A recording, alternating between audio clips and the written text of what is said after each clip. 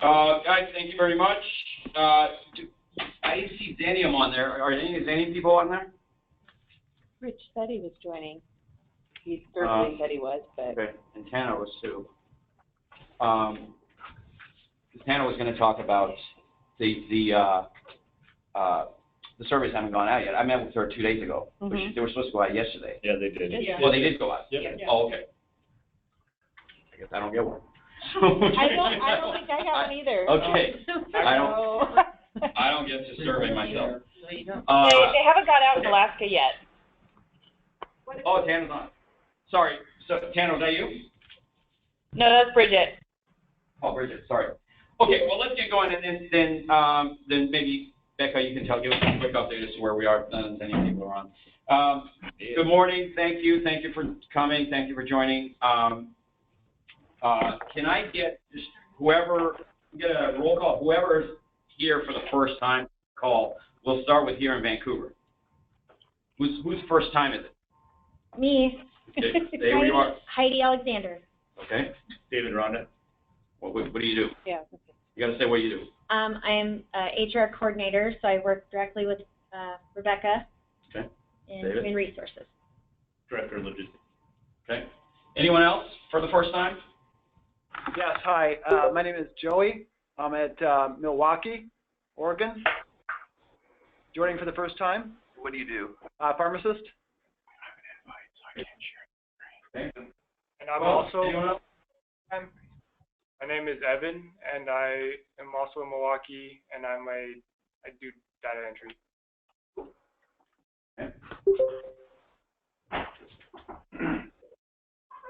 Okay, that's it. Okay. Do we have anyone from Zanium on yet? Okay. Wendy's here, and Tana's just signing on. Great. Wendy, I just wanted you guys to give a quick update as to where we are on the surveys, because I guess Alaska did not get their surveys. Bridget was saying. Right. So what? They have started going out. So we did send them to several locations last night. The rest will be going out today. So there'll be emails going out with a link to the survey, and people have until the end of day on Friday, April 22nd to complete them. Okay. Great. And just to clarify, these are the employee satisfaction surveys, just to give your honest and open feedback about your experience working with Geneva Woods. I'd rather refer to it as team engagement survey, but that's in all seriousness, for me, really the focus is engagement. Now, maybe that drives satisfaction, maybe not, I don't know, but engagement is really what I'm focused on. But I appreciate that, Wendy. And then what about the 360? What's the status of that? Hi, this is Tana. Yes, we just need to identify all of the folks that are going to participate in the first round, and then we shall be ready to send it out. Great. So maybe I'll call you this afternoon on that. Is that okay? Perfect. Okay. Tana, do you have anything else that you guys need to discuss? Nope, just the culture survey and the 360s kicking off. That's it. Okay. I would encourage you to work with your teams, with all of your teams to encourage them to participate. We really need to see, obviously, the more data we have, the better this is, and the more we can compare it to by location and by department and by line of business and how we're doing and where the satisfaction. So I would really encourage that. I'm sorry, Wendy, you said, what's the deadline?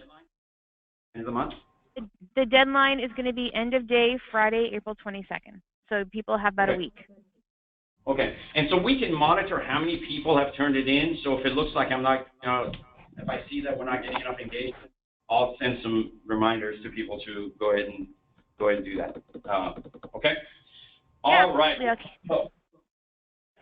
So the topic today, I figured I got to start it out with, and some of the people here in Boise and other places will understand why.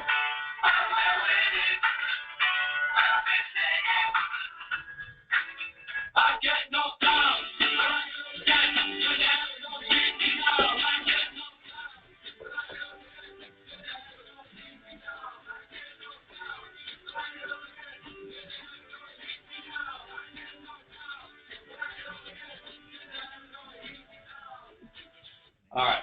That's specifically for mostly for the Vancouver Boise teams that have kind of been getting their butts kicked the last, and I guess to a certain extent Seattle for the last couple of months. So that is my introduction to today's presentation, which starts out with one of my historical heroes and one of the great orators of the last couple, 100, 200 years.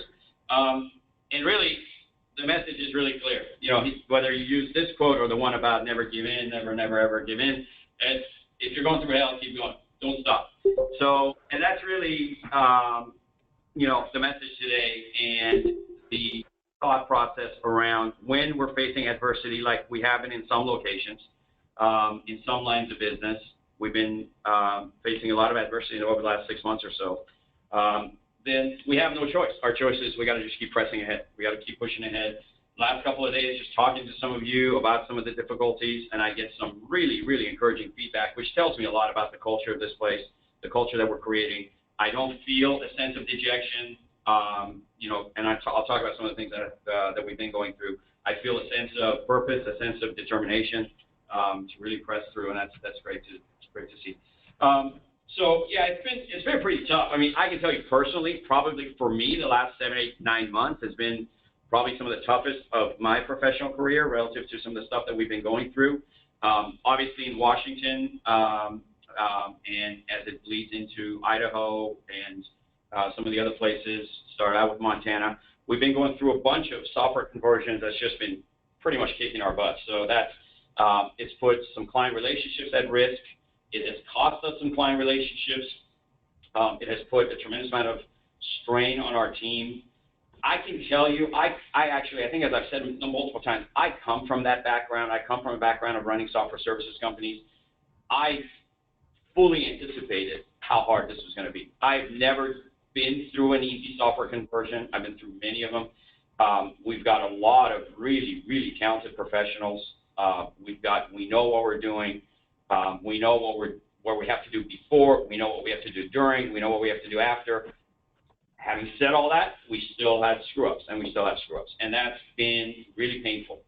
It's put a lot of stress on the team. It's put a lot of stress on our clients, and ultimately it's put a lot of stress on our financials. I can tell you that whether you're going to a different software or whether you're upgrading a certain number of steps within the same software, it's going to be basically the same. We had this experience talking to Joe yesterday about the inefficiencies that we're seeing here in Vancouver with the QS1 conversion. I can tell you we saw the same thing when we went from QS1 character base to 3 years ago to the QS1 Prime. We saw the exact same thing. It was no different. It was all the same QS1 software system. We still had the same problem. So that's been very difficult. We have suffered, not all of you guys are aware of this. I mean, Wyoming has been, that's the one of the few super bright spots for the company, and I know that it's been pretty rock solid there, and then they're looking at, growing the business. But especially in the Pacific Northwest and Idaho, we've suffered some pretty good client losses. Again, is it acceptable? Of course not. Is it expected? Yeah, some of it is to be expected. You can't go through what we've been through and not get hurt. And we'll talk about some of the reasons why. The switch to the continual shift to generic drugs, the MAC pricing, the maximum allowable cost, that is hitting us everywhere. Where we're feeling it the hardest probably is Alaska, because Alaska historically had the best margins, just given some of the reimbursements that were there. Over the last 2-3 years, a lot of those advantages have evaporated, and we're seeing some really good size challenges there. The maximum allowable cost, for those of you guys who are not in the pharmacy business, essentially it's the pharmacy benefit managers telling us what they're going to pay us. They don't really care whether we make money or not. They don't care how much we pay for the drug. They're just going to tell us how much they're going to pay us. There's all kinds of mechanisms to appeal it and things like that, and I'm working with Renee. We're actually shifting part of Renee's team to focus on some of those what's called MAC appeals for all the pharmacies to make sure that, at least as far as Medicaid is concerned, that we're providing those. So we're really taking steps to address that, but it's been a huge challenge. And if you think about it, if one day you're getting paid $20 for a pill and the next day you're getting paid $15 for a pill, but your cost hasn't changed, that $5 comes straight out of the margin, comes straight out of the profit. So, which is really what's been happening with these MAC pricing. We've seen it across the board. We saw a big hit in Montana 2 years ago. We're seeing it in a variety of places. There's been a whole bunch of payer issues, meaning PBMs and insurance companies. Everything from the fact that it took us 3 months to get a contract in place in Idaho for Caremark, which meant that there was, I don't know, where did we end up for couple $100,000? $200,000 of our money was just sitting there and we couldn't get it. All the way to, I can tell you, in Alaska, we're dealing with some serious issues with infusion. We've got the VA owes us about $700,000 going back about 6 months, to the point where we had to get our U.S. Senator involved, and he's on the Armed Services Committee and the VA Committee, and he literally had to challenge the Secretary of VA on our behalf in a public hearing in the Senate. That's been a big issue for us. Medicaid in Alaska, they're so short-handed. Xerox, which is the contractor, they're so short-handed on the HME, on the supply side. They decided all of a sudden that all of the things that require manual review for the last 6 weeks, they basically stopped manually reviewing the things that require manual review. That doesn't mean that we're paying it. It just meant that $1 million of our money all of a sudden over the last 6 weeks got built up in receivables that we couldn't get paid on because they hadn't reviewed it yet. They didn't have. So it's been very, very difficult. And these are all pockets that people that are involved with it know what I'm talking about. I've got my AR review call later today. The competitive bid issue obviously has been a big one for us. It's hitting us in a variety of places. It's hit us in Alaska big time, and it's hit us also in Lacey. And then finally, it's interesting, part of the advantage of the growth that we've seen over the last few years in states like Montana, Wyoming, Alaska, due to the super high oil prices, we're now seeing the reverse of it. You got, talking to Scott about Wyoming, things are really kind of cratering in the economy over there. The economy in Alaska is absolutely is hurt. And the way that reflects itself is the states are under so much pressure that they're looking at anything that they can cut out. Anything that they can cut and not pay. So when you look at this, all of these things, it's been a pretty tough 6 to 9 months, and it's pretty easy to just hang your head and just go, okay, and start feeling sorry for yourself and really start complaining. So I actually my no complaint, my Geneva with no complaint bracelet wore out, but I actually, a friend of mine has some for his company, so I actually borrowed got one of his and put it back on because I actually found myself complaining a lot over the last month or so. So anyway, one of my favorite quotes in business is, if it was easy, everyone would be doing it, right? And so we know that. We know we're in a really, really tough business. We're in a business that's highly regulated, a lot of pressure. We're dealing with people's health, welfare, and the money is getting sucked out of the business because there is so many people that are coming into the business that need our services that the government and the payers just can't afford to spend the kind of money they historically have. So as a result, the volume is going up. So one of the really interesting things when you look at our business is the volume of work, it just keeps going up, right? It keeps going up, especially as smaller players go out of business. That's not slowing down, but the margin, what we're getting paid has cratered over the last few years. If you, for example, look at, if you look at the Alaska LTC revenues, for example, we're serving as many, if not more, patients than we were 6-7 years ago, but on about half the revenues that we had 6 or 7 years ago. So because of that, it's become a very hard business, which, by the way, is what gives us the advantage, right? Because when you've got smaller companies that cannot meet the compliance requirements, they don't have the capitalization to work their way. If we weren't as capitalized as we are, we would never have been able to make it through what has happened over the last 6 months, right? Because, you just can't, average companies just can't have Medicaid owe them $1 million and not pay them, right? Average companies are living week to week. And it's like, you hear about the average person living, paycheck to paycheck. Most companies are living, they've got a little bit of cushion, but they can't afford to be owed that kind of money. So the business is making it, that's what's giving us the opportunity to really shine and do a better job. So some of the things that we're doing in establishing a brand and establishing this regional standardization and going after some of the markets we're going in, we can actually flex our muscle and we can actually get that back. The key is for us not to lose our head in the face of the adversity that we've been facing. The good news is I really believe a big chunk of it is behind us. I mean, we've got some really talented people now in the Pacific Northwest especially, looking at the stuff, doing the work. I really do think a big chunk of it is behind us. So just kind of a quick reminder, especially for the newer people, what is it that we're trying to do? And I'll talk about why it makes it so hard. So is there a method to our madness? So what we're trying to do is sell care and not products, right? So this idea that if we can take the best of both worlds of the care that small companies usually provided at the very, very local level, if we can do that, but use a big company approach, big company resources, the standardizations, best practices, systems, technologies that a big company can bring to the table, but a small company can't, but maintain that local touch and feel, then we will do something that no one else really is doing, right? The bulk of, if you look at this business, especially if you look at where I am right now, the Pacific Northwest, there really is no one like us, right? You've got really big players, and then you've got a couple of players that are probably the same size as us, but they're mostly serve their own facilities. So the Paylesses of the world and the Consonuses of the world, they serve their own facilities mostly. They do compete with us, but we don't really come across, Consonus that often competitively. And then there's a bunch of tiny players that really ultimately will not be around, unfortunately, 2, 3, 4 years from now because the economics of the business won't allow it.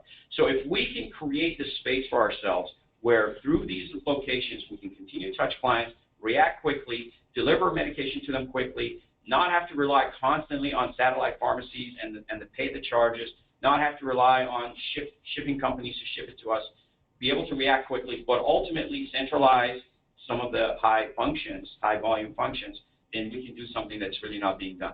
If we can combine multiple product lines and generate more revenues from a client than the average pharmacy can, then we're doing something that's not really being done. So that's what we're trying to do, and that's how we're trying to do it. Now, why is it so hard? Well, I can tell you why it's so hard. I mean, some of the stuff is obvious, right?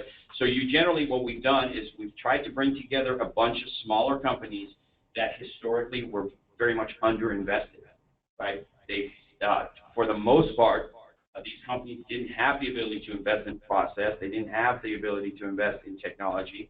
They didn't have the ability to invest in and bring in super talented people because they just didn't do enough volume. So that really tied their hands. Like I said, the other thing that makes it super hard, and we're working on some of this stuff, especially with the behavioral health areas, some of the stuff that we're doing. Payers today don't pay us for care, don't pay us for service. Their attitude is, we're paying you for the product. So we need to work very hard through various efforts, lobbying efforts, discussions with payers, education, to teach them that if they want to get better outcomes from what we do, then they got to pay us for the care that we provide and not just for the product. That's how we got to differentiate ourselves, right? So if we can truly, Joe and I were with Providence yesterday, and we've had this conversation with them yesterday, and I said to them, ultimately, I would be willing to put a part of our compensation at risk if it meant that we got rewarded if we were able to deliver better outcomes. I'm perfectly willing to do that, and we should be willing to do that. Small companies can't do that. That's what makes it super hard here, because the payers aren't convinced yet, because they're thinking in such short-term cycles. As they start to think longer and longer term, and as the government forces them to start looking at outcomes, then the business is going to come our way. I just want to get us to get ahead of that what's going to come. We're dealing with multiple processes, multiple systems, multiple technologies. We know that, right? I mean, even something like onboarding a new facility. We still don't really have a standardized way to onboard a new facility across the Pacific Northwest. So we got to change that. That makes it super complicated. It makes it so that you potentially have the problem of, if you bring on a facility a certain way in one location and a different way at a different location, then when you go to centralize the cycles, you've got a problem because you're not set up to build the same way, you're not set up to build the same way, things like that. Obviously, multiple layers of multiple varying ways of compliance. Some areas were very, very highly compliant, other areas not at all compliant. So that creates a headache for us in trying to do that.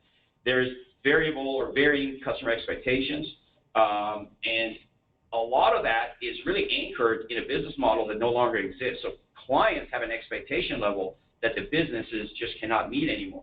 So it makes it super complicated to try to explain to clients that no, either for regulatory reasons or for economic reasons, pharmacies can't do what you want them to do anymore. You just can't give away stuff the way. We just can't be 2 hours, no matter 2 hour delivery time, no matter where you are. So we got to manage their expectations. Again, makes it very hard, especially to the extent that you've got some smaller players that are just trying to survive, and they overpromise with the hope that they can deliver. And in the short term, what that does is it makes it harder for us because someone else is making it an unrealistic expectation, setting an unrealistic expectation out there.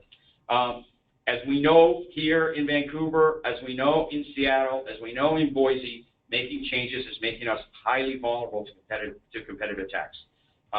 We've sort of been a sitting duck while we're doing this, while we're going through these changes, standardizations, and at the same time, the industry's changed in a way that Omnicare started focusing in this area, and they've been coming after our buildings, which means we better be smarter, we better be faster, we better be proactive, we better get way, way ahead of the curve and not wait until they're in our facilities and talking to our facilities and about to sign an agreement before we wake up and say, oh my gosh, I gotta have a relationship with that client. And then you've got the sort of the core issue that just some people can never adjust with this level of change. Some of our, meaning our own team. So, you end up having issues where people just can't keep up with the change and decide that's not it, that's not the right fit for them, or we decide it's not the right fit for us. So we've had a number of those kinds of changes. So all of this makes what we're trying to do very hard. If we wanted to just sort of stay stagnant, stay the same size, for about 2 or 3 years, I would have had a really, really good life, right? We would have stayed in Alaska. We would have been, kind of sitting there. But guess what? We would have been a sitting duck. We would have been under attack, and we would have been ultimately have seen the business go away. So from my perspective, we have taken the only common sense strategy, the only common sense approach to expand the way we have. We just now got to execute on the hard part of it, right? Any thoughts, questions so far on that? Does that make sense to everyone? Okay, so we're seeing all this adversity, and so, I sit back and go, okay, what can we do? Well, what are our options, right? So what path do we choose? And I think the path that we choose ultimately becomes who we are. So the toy pickup theory, we're going to pick up our toys and go home, right? Is that an option? We're just going to go pick up our toys, quit, go home, and say, okay, fine. Well, obviously that's not an option. We know that's not what we're here for. That's not the kind of company we're going to be where we are. That's not the kind of people that we want on our team. We can't employ the ostrich theory. We can't stick our head in the sand and hope it all goes away, because it's not. Things are going to get harder and harder. We got to get better and better. And when we do, the people who don't adjust are going to die, right? And then we will be a super competitive and successful player in the industry when that happens, as it's already happening, right? I mean, it's happening. We've seen it. Or we can go back to Churchill's theory, which is stick to our core values, look at the 6 senses and say, okay, do those still make sense?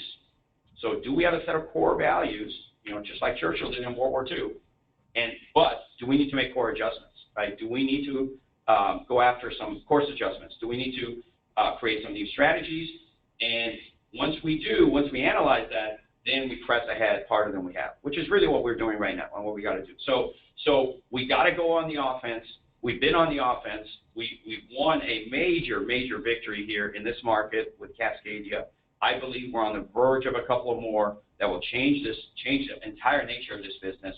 We've taken some body shots, but then we've turned it around and we've gone on the offense. Vancouver, Seattle, all the clients are now converted. Everyone's on QS1. I know how difficult it is. I get that, but ultimately I believe that's the right strategy, right? The strategy now. Is the company as a whole on the right software platform? I can't even question that at this point. We're so deep into down that road, there's no point in even thinking about that. We've chosen it. It was chosen many years ago. It is what it is.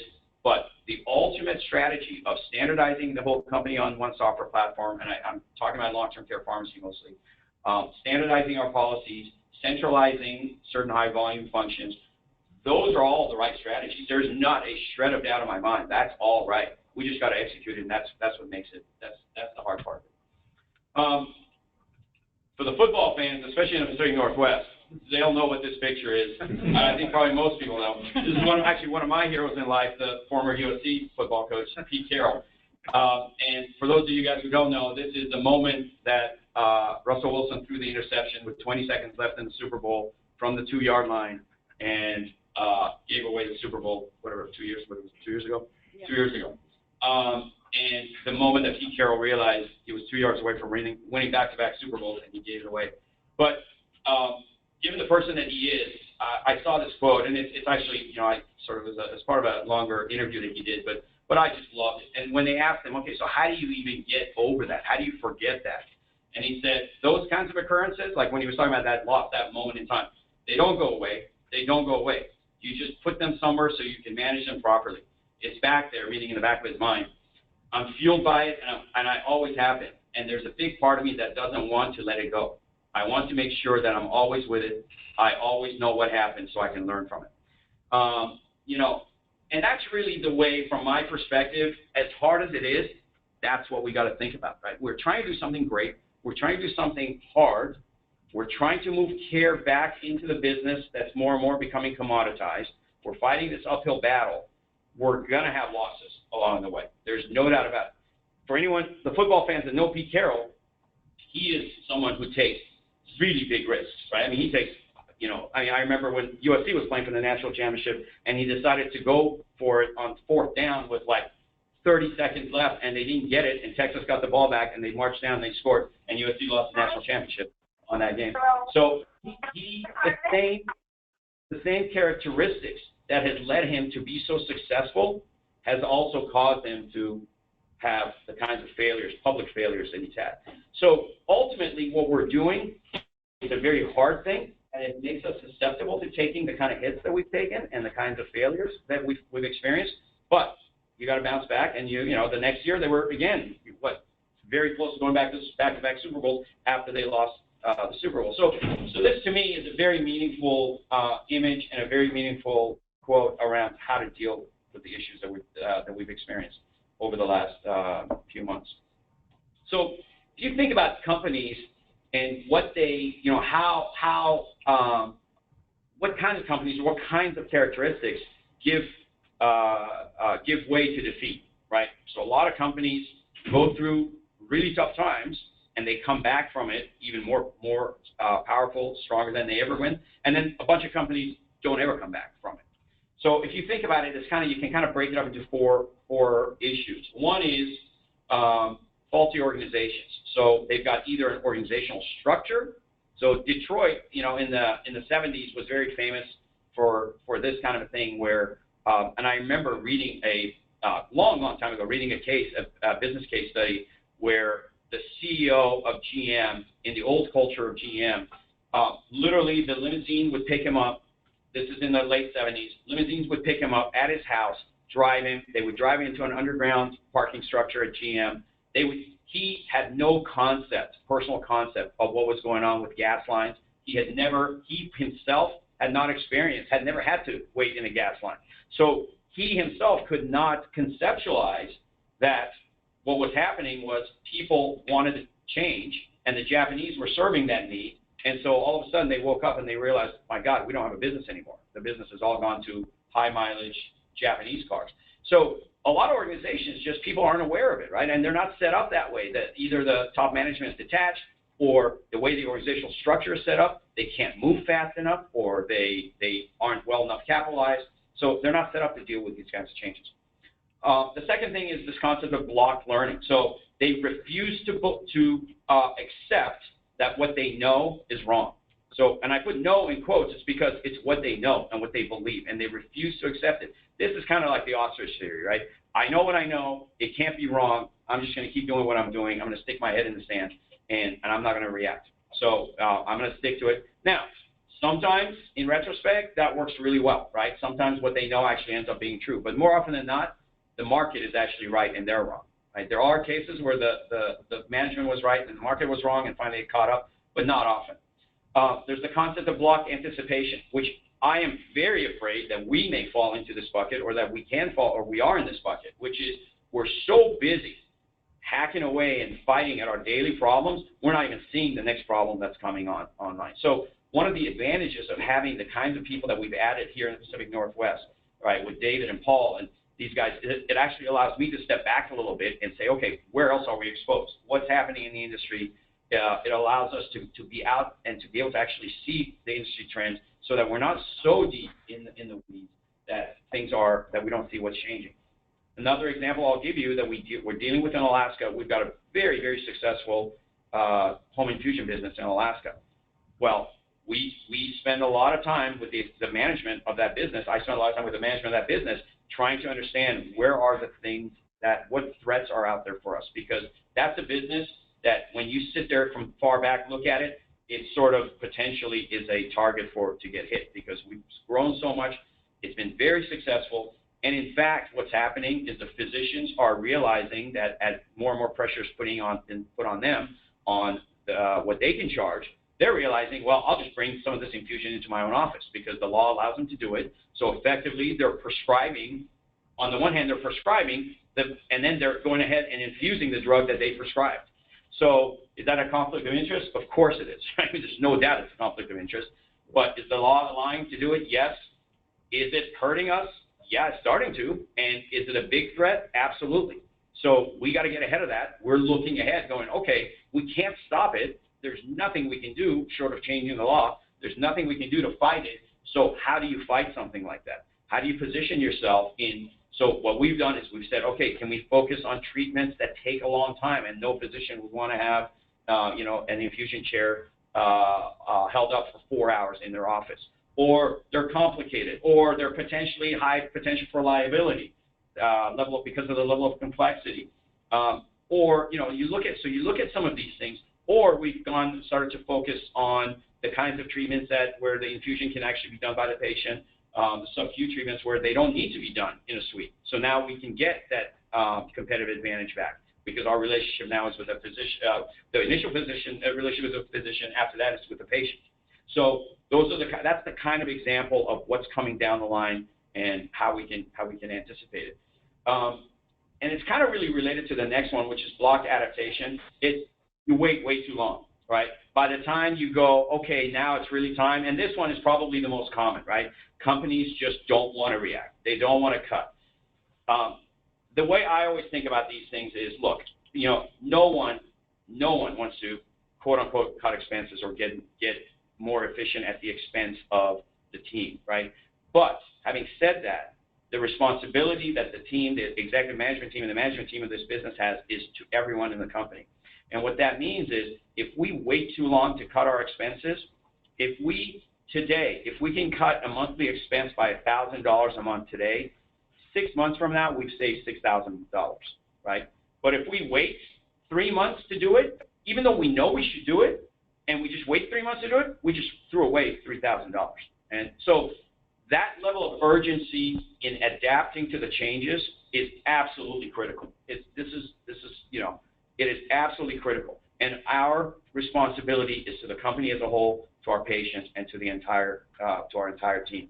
What that means is, when it comes to times like this, we got to move, and we got to move fast, and we got to move with conviction around the things that we're doing. We've spent a lot of time over the last 6 months going back, renegotiating with our suppliers. We have consolidated what we do around the company, put it up for bid. So we've done a lot of things. And I'd much rather be too early on these kinds of things and then have to add it back than to be too late. When you're too late, there's no turning back, right? You go down the line and all of a sudden you realize, oh my God, we waited too long for this to happen. So this is where sort of another favorite quote of mine in business is Andy Grove, who was the CEO of Intel. He had a great quote. He used to say, only the paranoid survive. And I've always thought that's true, because in business, no one tells you that they're going to swing 2x4 to your head, right? It just comes out of nowhere. They're going to throw the brick at your head out of nowhere. So it's only the paranoid that are looking around constantly and saying, okay, what threats are coming at me that can defeat that? And that's the way we got to be as a company. So what we've done and what we need to do. As some of you know, we've really raised our sense of urgency. I've consciously raised the intensity level on our operations, on really helping to force us get more focused on running a tighter operation, doing more. Like I said, I mean, even when it comes to our accounts receivable, escalating it to the highest levels of the company management, our vendors, our payers, to our U.S. senators, and really, not being satisfied with just sort of doing what the average person or what the average company would do. Really going far and not leaving anything on the table. We've accelerated our plans. So some of the plans around consolidation, around standardization. We've really stepped on the gas to do it faster. We've accelerated cutting our expenses. I've certainly started to focus even on the smallest expenses and realizing that we just can't, we can't just stand still and watch the entire industry change. I promise it's against human nature to get super proactive, especially when it comes to making tough decisions that are painful, right? People would rather not make tough decisions. So we've got competitors that aren't doing that right now that are going to pay the price 6 months from now, a year from now, as we grow and as we standardize. We're really re-examining. We're looking at saying, okay, did the assumptions that we made make sense? In some places they do, in some places they don't. So we've had to make some assumptions. We've made decisions around exiting some business lines because when we re-examined these assumptions, we've realized, you know what, it just doesn't make sense anymore. We've gotten out of product lines, we've gotten out of business lines because it just doesn't make sense. We've looked at where our competitive advantages are. One of the things I've been talking here about is, do we truly have a competitive advantage when it comes to a 100-bed assisted living facility? I don't know. Do we? Do we have a major competitive advantage over Omnicare and over PharMerica and over all the other big, huge players? Maybe with that particular person, maybe with that particular management team or ownership team, maybe we do, right? In some places we do. Maybe they are a group and we've already got a bunch of their facilities, and so maybe in that case we do have a competitive advantage to go after another one. But when it's a one-off, when we only have one building out of 6, when we've got, that kind of situation, I'm not sure we do. But do we have a competitive advantage in the community mental health area? Absolutely we do. Do we have a competitive advantage where a focus on clinical services and advantages in driving outcomes really works and flexibility really works? Yeah, absolutely we do. So we're trying to shift the business to where we have a competitive advantage. We've made obviously a bunch of organizational changes. We're streamlining decision making. We're sort of trying to get smaller, get faster, more efficient. And ultimately, the most important thing out of all this is we got to keep positive. I mean, I think that what I have seen around, are the pharmacists here in Vancouver, are they having a tough time right now? Yes, because we're throwing a whole bunch of stuff at them. We're asking them to do really hard stuff. They just went through a major system change. At the same time, we're bringing on a major client. At the same time, we're centralizing functions, all that stuff. But ultimately, from at least what I've seen, is people are very engaged, right? People are extremely engaged. They want to do it, and they understand where we're going. The management team's role is to make sure that message gets pushed down the organization, right? That's really the purpose of these calls, so that people really understand what it is that we're trying to do. So ultimately, what that means is, what are our responsibilities as leaders in the company, and can we keep our eyes open for leaders that are actually going to emerge out of this kind of a situation? The roles of the leaders is showing determination, right? Failure is not an option. That's the name of one of my all-time favorite books. It's a book about the Apollo missions and all the failures that they had initially when the space program was just starting. And the name of the book is Failure is Not an Option. It just was not going to be an option for them to fail. They had to go to the moon. That was the mission. So they had no option. They had to keep going. Every time a rocket blew up, they had to keep going. And in that regard, really the actions speak louder than words. And so when the team sees that level of positiveness, that level of determination on the part of the management team, that becomes addictive around the organization. We got to take responsibility when we screw up. We've had a whole bunch of screw ups around here. A lot of it starting with me. We've made certain assumptions that were wrong. There were certain things we didn't move fast enough. We've shot ourselves in the foot in a number of ways over the last 6 months.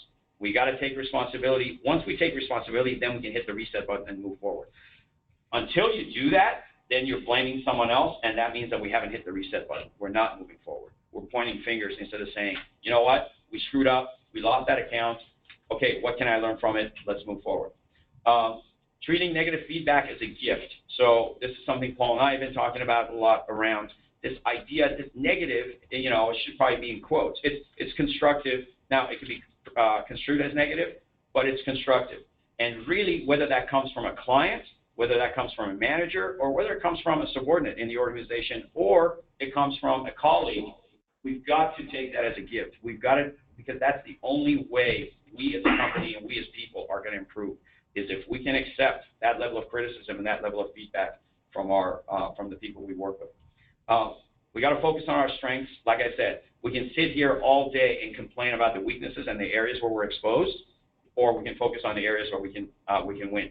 We've had a number of wins. We had a big win yesterday, and I saw that Teresa was on. I got a text yesterday from Teresa that we had a very nice win with an account in Portland, Edwards Center, which she and Peter have had a relationship with. That's an area where they leveraged a strength, leveraged a relationship, and we took that account away from a competitor. There's a bunch of opportunities that we're working on. We got to celebrate those wins when we get them, just like we got to really think about the losses when we have those.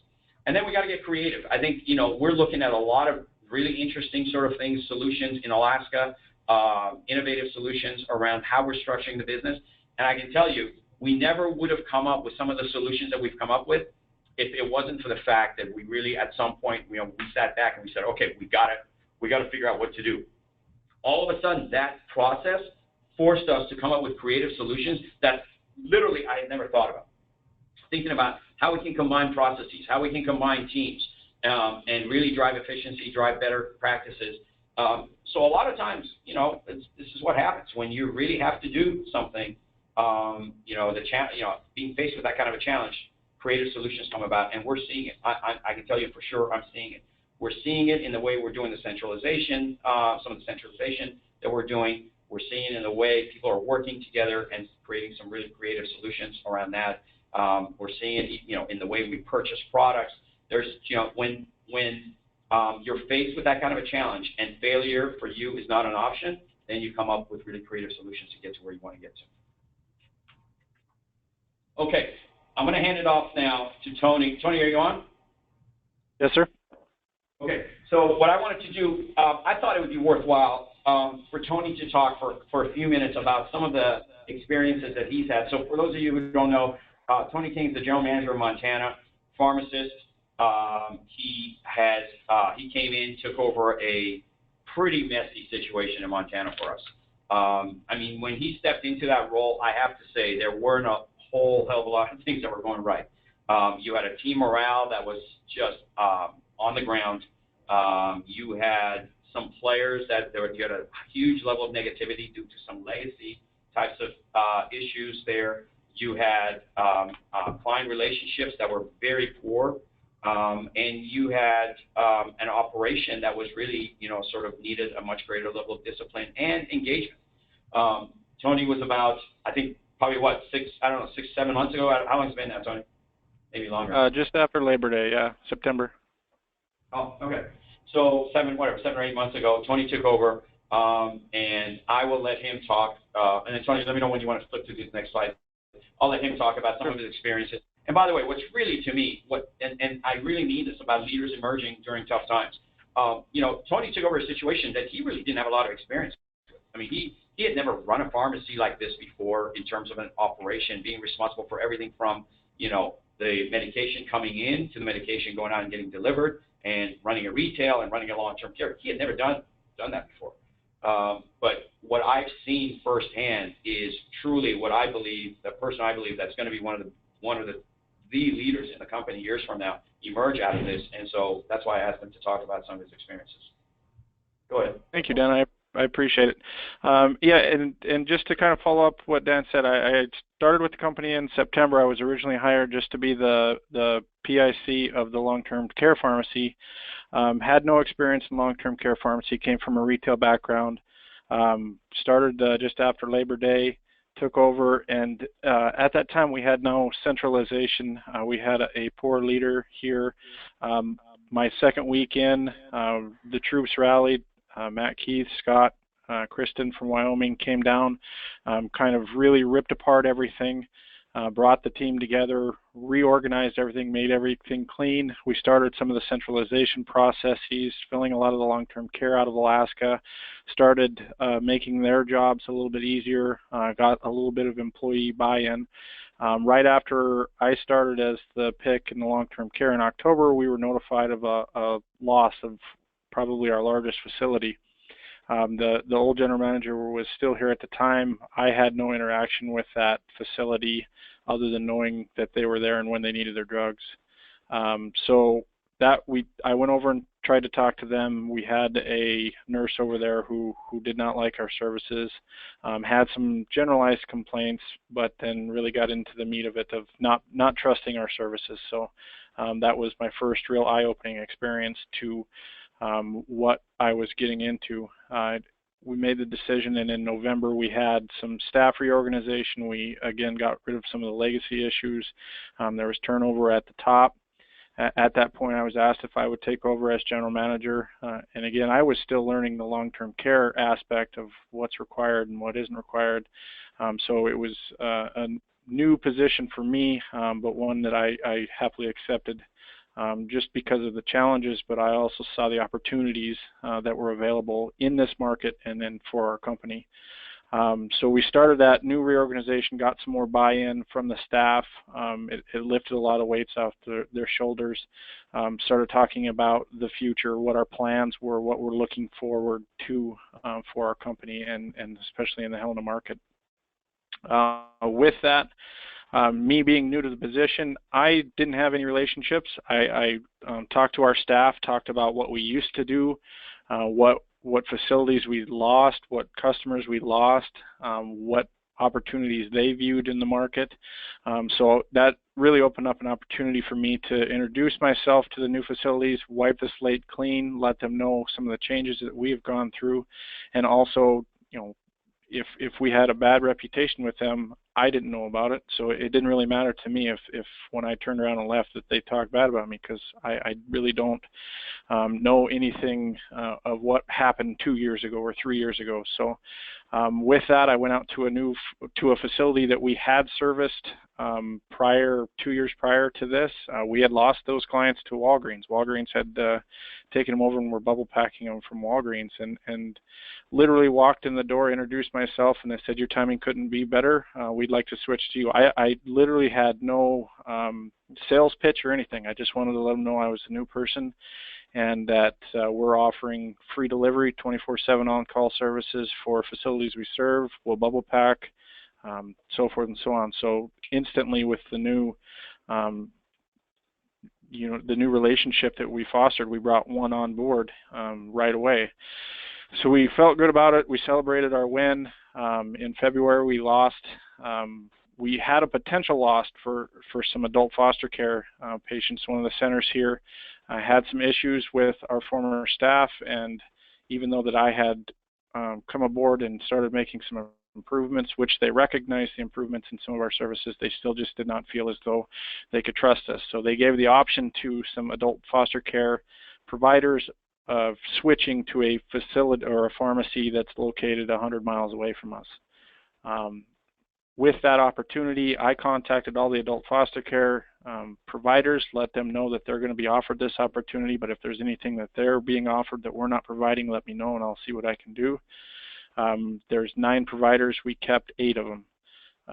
One of the providers that had switched has already come back because what they're being offered in the other pharmacy isn't being delivered.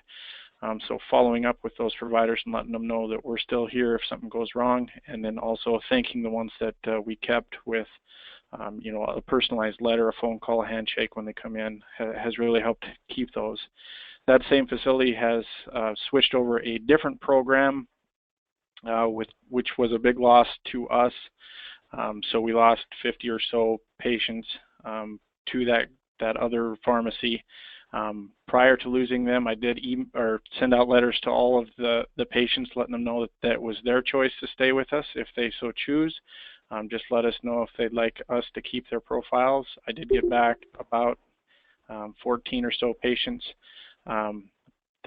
The facility has since mandated that all those patients continue to switch to Great Falls, and so we are fighting that battle with patient rights and right to choose pharmacies. So we've done what we can to fight to try to keep those patients, but as we're losing those patients, I also brought a new facility on board that is going to open up here in about 3 weeks. So you can really tell that the roller coaster that we go on and that our staff is going on as well. So Dan, can you switch the slide? I think the one thing I would say about Tony is that he's been so creative and he just hasn't given up, right? So when he lost something, he's gone back and gotten it replaced. And that's to me, from just kind of looking from afar, that's been the most impressive thing. It's like, you know, he's taken one step forward, and then he's taken one step back, but then he's gone right back into the battle and he's gotten it back. Go ahead. Just take a couple more minutes. Yeah, okay. So the most important thing that I feel is to stay positive. So every time that we lose a battle is an opportunity for me to talk to the staff and say, hey, you know, we probably didn't do everything right, but we're going to improve our services. We're going to offer things that other pharmacies can't offer. Our plan isn't for one facility. Our plan is for all facilities. Share your vision with your staff. Let them know what you're working on. You know, there's a couple other facilities that are going to be opening up around here, and I'm already working on relationships with those facilities. I'm looking on relationships in the outlying areas as well. Those in Alaska know how big states can be, and those, if you know anything about Montana, Helena's a smaller town, 40, 50,000, but there's some outlying ones that have some opportunity for us as well. So letting them know that, you know, we're not going to focus on a loss. We're going to focus on what we can do, but also investigate your failures. What did we do wrong? What is that company offering that we're not offering? And then share that with your staff. You know, Heartland is an example. We lost a small facility in October that we only had for a couple months, but Heartland has, you know, a person dedicated to that facility, and they call and they follow up. And I just wanted to make sure that we had that opportunity with some of ours as well.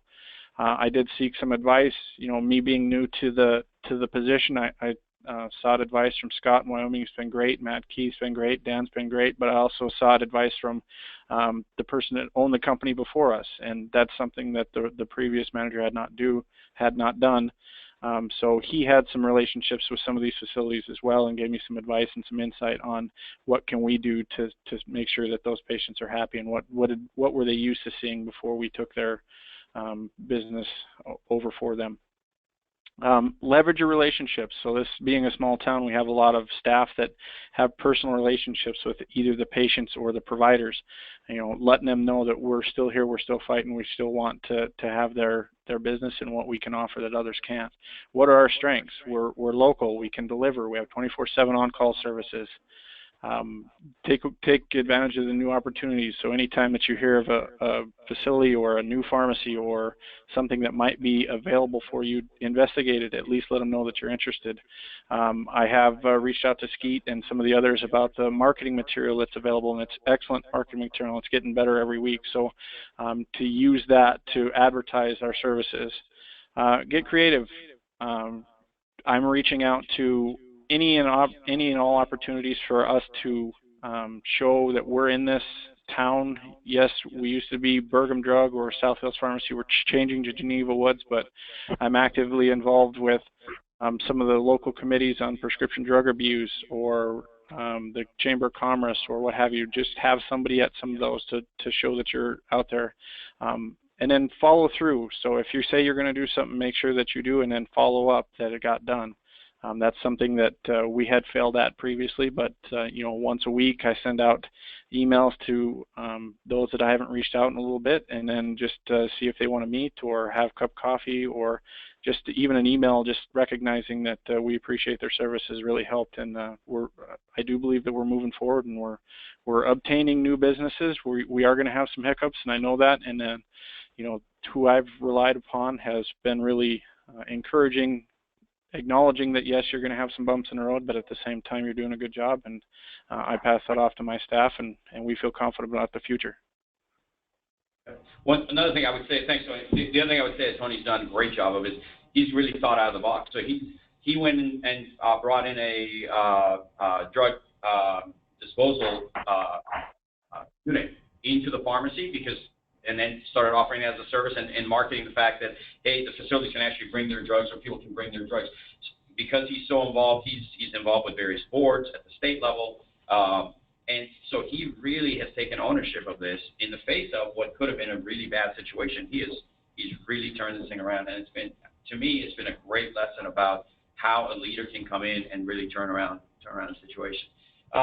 Any other thoughts from anyone around this kind of a, you know, experiences around adversity and dealing with it, and how that's helping them get through some of this stuff now? Yeah, I can definitely speak to that. This is Jillian from Spokane. I'll just kind of give a little background for anyone who doesn't know, and that we have some new people on the call. About a year ago, I came into my role, and it became very, very apparent pretty immediately that financially Northwest Health Systems, which we previously was struggling to the point that we had to make some drastic measures. So we started looking at the numbers, and unfortunately had to terminate some contracts with some customers, and it even got to a point we couldn't order medication.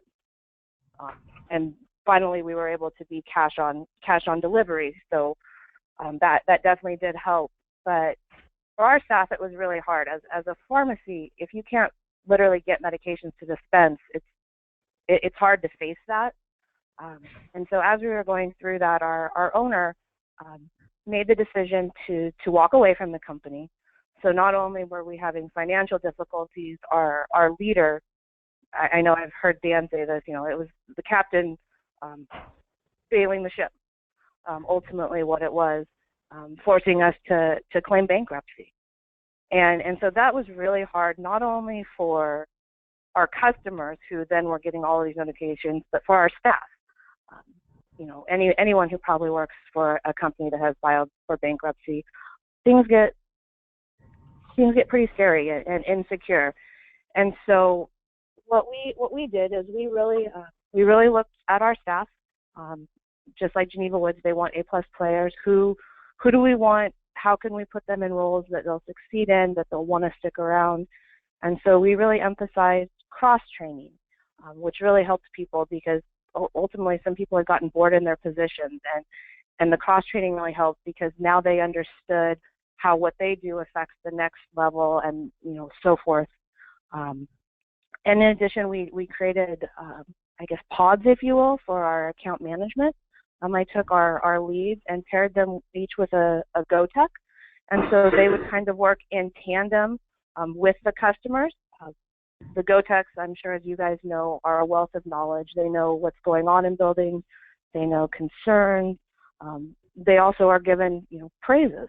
But after their deliveries each day, they would come and they would talk to their account representative, and they would go over anything that happened within that delivery route, and the account representative could take care of that. And I learned the account representatives really liked that because historically we didn't really let our customers go into the building, or not our customers, sorry, our staff go into the building. It was kind of reserved for certain people. And for them to really understand where our product is going was a really helpful thing. And what it really did was it created a family. I really do think that internally in Spokane we operate as a family. Sometimes there's siblings squabbling, but we get over that. And ultimately we were able to persevere. We started talking to Dan in December. In January, Geneva Woods acquired us, and we involved staff all along the way. So they truly had ownership of it. They feel like they were the ones that helped us succeed, and why Geneva Woods was interested in acquiring Northwest Health Systems, because the alternative would have been we close our doors. It did get to that point. And now it's, what's really nice is we are hearing customers say, things have gotten so much better. You guys are doing great. And in addition, customers that did leave us, because it is scary when you're getting 7 notices from the bankruptcy attorneys on a daily basis, which was pretty crazy and intimidating, that say, come back and talk to us in July. We signed a 1-year contract, but we're not getting the service we want, and we want to come back, but come talk to us in July. So it really was just creating that family environment, and the customers are part of that. Our customers that are still with us, they deserve nothing but the best service, because they are so loyal, and it would have been so easy for them to walk away. Yeah, I would say so. kind of just quick, and we're running behind. I apologize. I like to finish these things on time. We're a little bit behind, so I'll just jump into the conclusion after this. But what's amazing about the Spokane team, if you think about it, literally the owner of the company literally walked out of the business and left the company to the team, who had no ownership in the business, and walked out, and they never saw him again. The day that he walked out, which, Jillian, what was that, like June or something? What, June, July? July 31st. Walked out and changed his cell phone number. Right. Walked out, changed his cell phone number, and they never saw him again after that. And they were left to fend for themselves and to run the company for themselves. So when you think about what that team went through, I mean, I know the Portland team went through some tough stuff. I mean, compared to what we're going through right now, it's nothing, right? It's nothing. These guys literally had to form their own, little committee and run the company. And ultimately, the owner did not have a successful end in the business, but I would argue the team that's there, that's the core of our team in Spokane, had an incredibly successful end, right? They kept that company in, I can't imagine staring into the abyss any more than what these guys were doing up in Spokane. I mean, to the point where literally the bankruptcy lawyer was effectively the guy that was deciding what checks that he could write and what checks he couldn't write. So can you imagine your clients getting notifications from the bankruptcy court, as Jillian said, once a week that, yep, here's the update of the Northwest Pharmacy bankruptcy. And by the way, the CEO is no longer there, the owner is no longer there. And so to me, it's an incredible, incredible thing. And so ultimately, the bottom line is, look, we're trying to do something hard. It's great, something that it's going to be great, but it's hard. And we're going to have our little bumps in the road. We're going to have our speed bumps. We're going to crash the car every now and then, but we got to get through it. And we could have taken the safe road, quote unquote, safe road, but then, then the reward at the end of it would not be there, because that the companies that are doing that, they're just sitting ducks for the industry. And so, sometimes we're going to pay the price for the risk that we're taking. But that's okay. And in the long run, like the people, whether it's the Spokane people or Portland or this team here in Vancouver or Alaska, in every one of our locations, there's nothing like a battle-tested management team to get you through the tough times, right? And we've got an incredibly battle-tested team now around the company.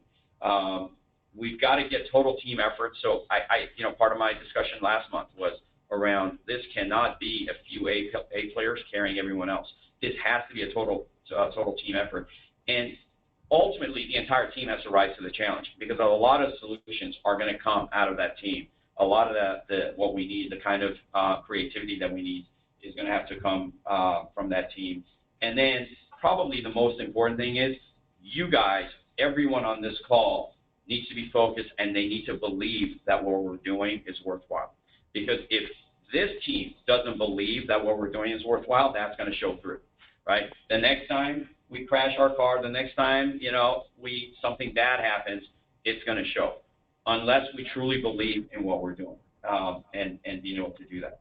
So with that, I will end it. This is a little bit of cheating because I'm using makes it a little too easy, but I'll go ahead and cheat on this one. One of my all-time. Why some say the moon. Sorry. But why some say the moon. Hold on, let me set this up. So this is John F. Kennedy, for especially the youngsters who wouldn't know the kind of what the background on this. So this is John F. Kennedy speaking in Texas, announcing the fact that we're going to go to the moon before the end of the decade, and kind of the reasoning why he wanted to do that. But why some say the moon? Why choose this as our goal? And they may well ask, why climb the highest mountain? Why 35 years ago fly the Atlantic? Why does Rice play Texas? We choose to go to the moon. We choose to go to the moon in this decade and do the other things, not because they are easy, but because they are hard. Because that goal will serve to organize and measure the best of our energies and skills. Because that challenge is one that we're willing to accept, one we are unwilling to postpone, and one we intend to win, and the others too. goes on for another couple of minutes and talking about how hard it's going to be to go to the moon, but ultimately why he believes that needs to be done. So with that, I thank you guys for participating. Let's keep going, press ahead, keep our feet on the gas and move forward. Okay? Thank you very much. Thank you. Hip, hip. Yeah, right? No one said it back. Just for celebrating victory.